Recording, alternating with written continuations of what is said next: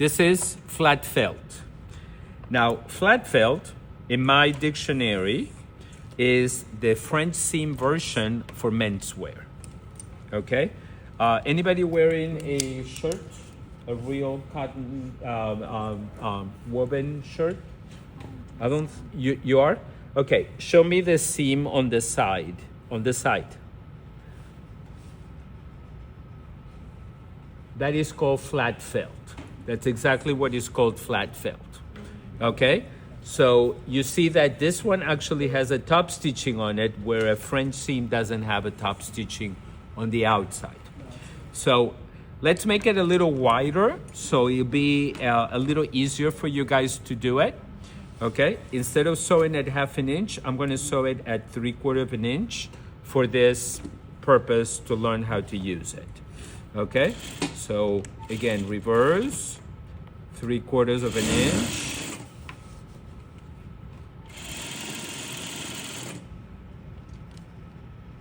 But French seams are more used for women's wear. Flat felt is used more for men's shirts. Okay?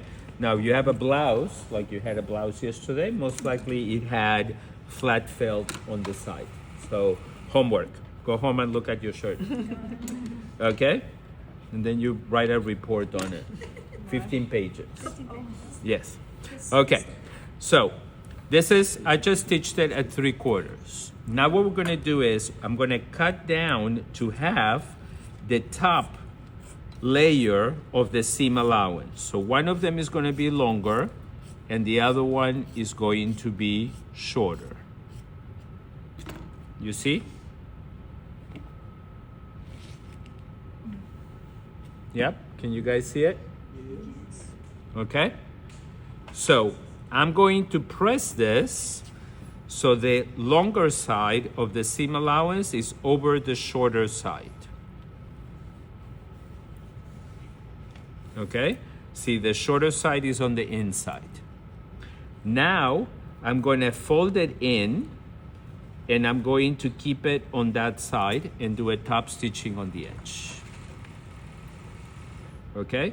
Now, some people like to do double top stitching, so there will be the edge to hold it in place and the second one for decoration.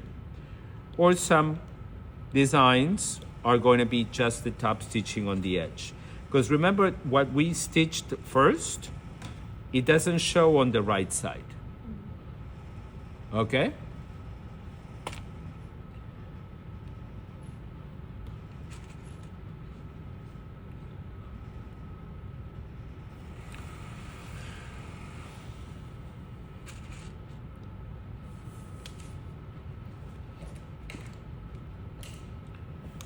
We just do a top stitching right here.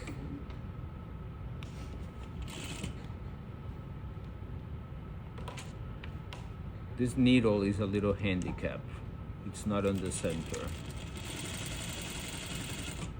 By the way, I don't know if you guys have figured this out.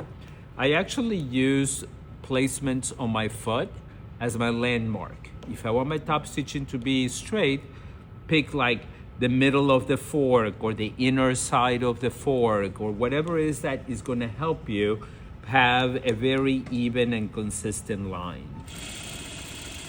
So in this case, I'm using the inside of the fork. Look at how even my stitch is, right?